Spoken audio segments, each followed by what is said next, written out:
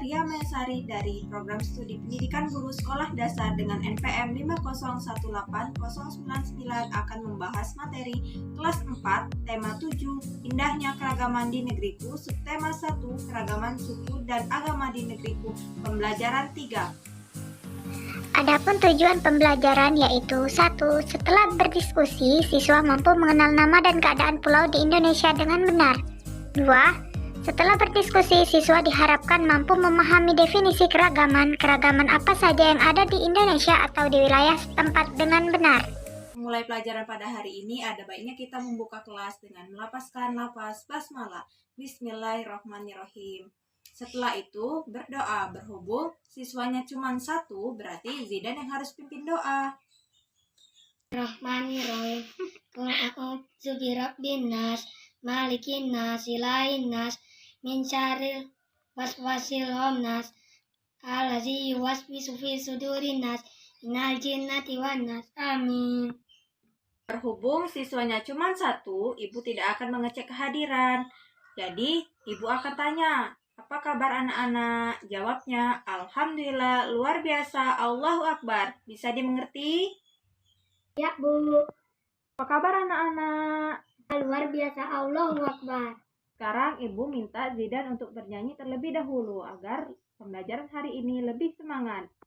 Garuda Pancasila, akulah pendukungmu.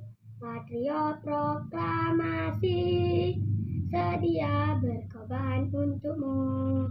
Pancasila padang negara, rakyat adil makmur sentosa, pribadi bangsaku. Ayo maju, maju, ayo maju, maju, ayo maju, maju. Sekarang kita masuk pada kegiatan inti. Hari ini kita akan belajar mengenai keragaman apa saja yang ada di wilayah Indonesia.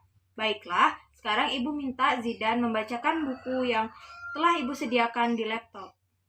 Sejak dahulu kala bangsa Indonesia hidup dalam keragaman. Kalimat Bhinneka Tunggal Ika pada lambang negara Garuda Pancasila bukan cuma slogan. Penduduk Indonesia terdiri atas beragam suku, bangsa, agama, bahasa, adat, dan budaya, tetapi semua dapat hidup rukun berdampingan berdasarkan hasil sensus Badan Pusat Statistik BPS tahun 2010. Bangsa Indonesia terdiri atas 1.331 suku.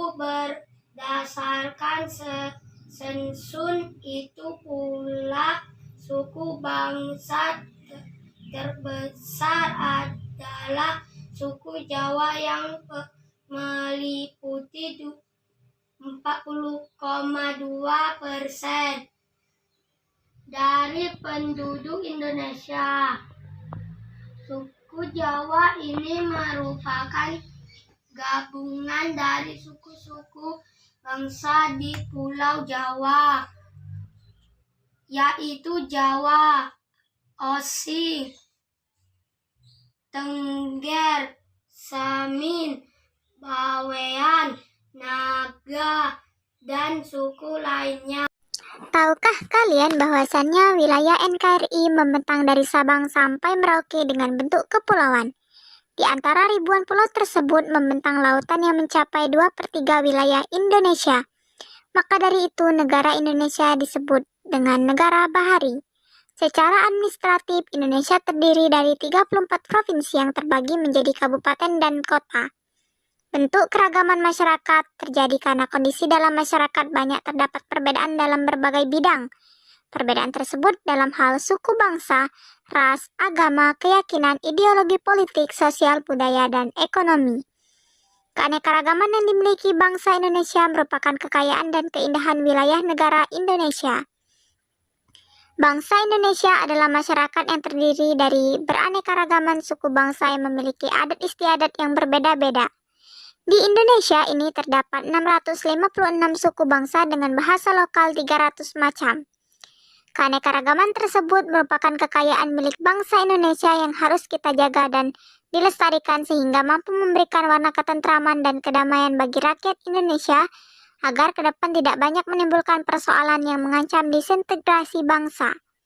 Persatuan dan kesatuan bangsa yang terwujud dari sejumlah suku bangsa yang semula merupakan masyarakat yang berdiri sendiri dan mendukung kebudayaan yang beraneka ragam itu perlu diperkokoh dengan kerangka acuan yang bersifat nasional, yaitu kebudayaan nasional.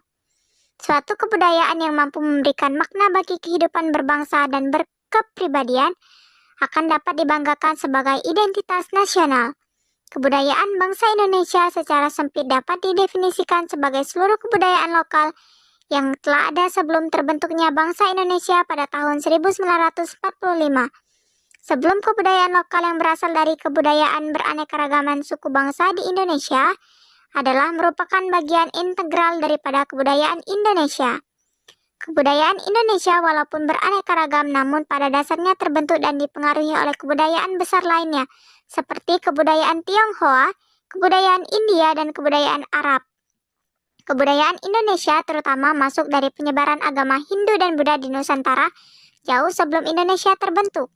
Kerajaan-kerajaan yang bernafaskan agama Hindu dan Buddha sempat mendominasi Nusantara pada abad ke-5 Masehi, ditandai dengan berdirinya kerajaan tertua di Nusantara, yakni Kerajaan Kutai. Nah, di sini Ibu mempunyai media pembelajaran Big Book Indonesia Diversity, di mana di dalam buku ini terdapat keragaman apa saja yang ada di wilayah Indonesia. Yuk, simak bagaimana isinya.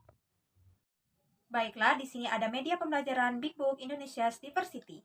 Sebelum memulai pelajaran pada hari ini, ada baiknya kita mengetahui dulu apa itu definisi dari keragaman. Keragaman adalah suatu kondisi dalam masyarakat di mana terdapat perbedaan-perbedaan dalam berbagai bidang, contohnya seperti agama, ras, bahasa, dan budaya. Indonesia tersebar menjadi 34 provinsi di mana tiap provinsi tersebut memiliki keunikan yang berbeda-beda. Dikutip dari situs Kementerian dan Pendidikan Kebudayaan Republik Indonesia, keragaman di Indonesia terbagi menjadi 5. Yang pertama adalah wilayah. Kita bisa lihat di sini ini adalah wilayah negara Indonesia. Negara Indonesia berada di lokasi yang strategis, yaitu di mana ia terletak di antara dua samudra, Samudra Hindia dan Samudra Pasifik, juga diapit oleh dua benua, benua Asia dan benua Australia, yang mengakibatkan wilayah Indonesia menjadi jalur perdagangan internasional. Lalu lintas perdagangan selama berabad-abad tidak hanya membawa komoditas dagang, namun ia juga membawa pengaruh kebudayaan terhadap budaya Indonesia. Kedatangan bangsa asing yang berbeda ras menetap di wilayah Indonesia mengakibatkan terjadinya kemajemukan ras, agama, dan bahasa. Kita bisa lihat di sini, Indonesia sebagai negara kepulauan memiliki pulau-pulau kecil dan pulau-pulau besar secara fisik terpisah-pisah. Yang kedua adalah suku dan budaya. Sebelum membahas lebih jauh, ada baiknya kita mengetahui dulu apa itu suku bangsa. Suku bangsa adalah sekelompok manusia yang memiliki kesatuan budaya dan terikat oleh kesadaran dan identitas. Keragaman bangsa Indonesia diakibatkan oleh jumlah suku di Indonesia sangatlah banyak.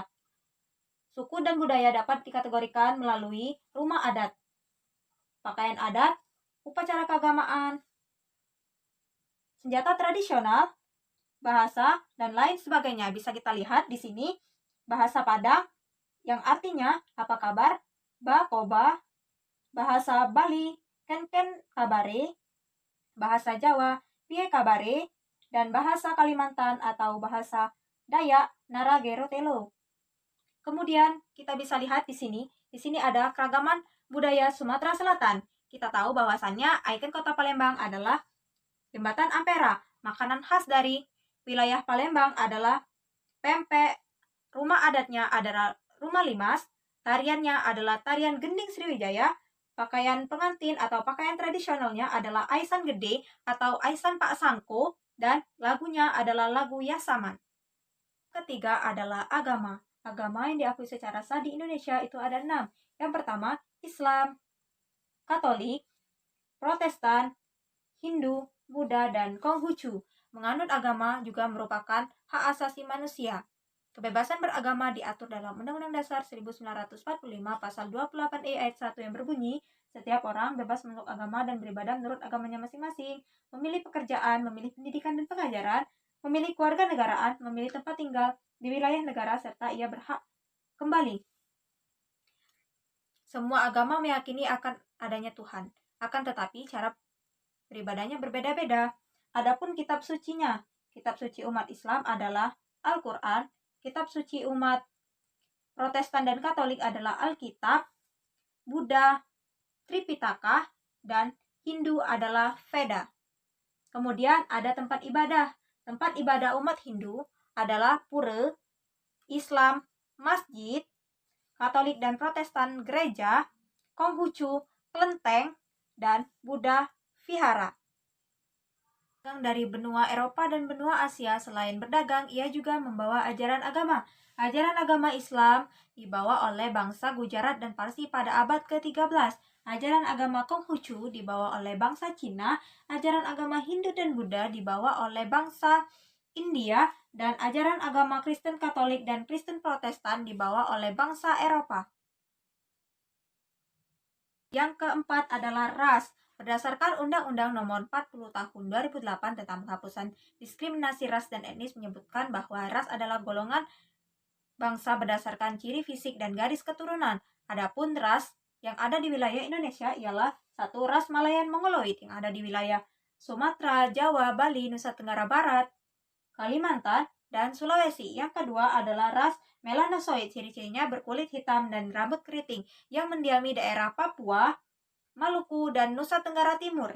Yang ketiga, ras Asiatik Mongoloid, cirinya berkulit kuning langsat, berambut kaku, dan bermata sipit, seperti orang Tionghoa, Jepang, Korea. Ras ini tersebar di seluruh wilayah Indonesia. Yang keempat yaitu ras Kaukasoid, cirinya berkulit putih, bermata biru, dan berambut pirang.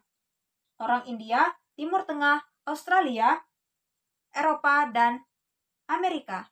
Profesi golongan terbagi menjadi beberapa macam, di antaranya ada yang bermata pencarian PNS, Polri, TNI, dokter, guru, dosen, dan lain sebagainya. Berdasarkan pendidikan, ada yang tamatan SD, SMP, SMA, ataupun perguruan tinggi. Secara ekonomi, ada pembagian golongan, yaitu prasejahtera, sejahtera 1, dan sejahtera 2, atau biasa disebut dengan golongan ekonomi lemah, ekonomi menengah, dan ekonomi kuat atau kaya.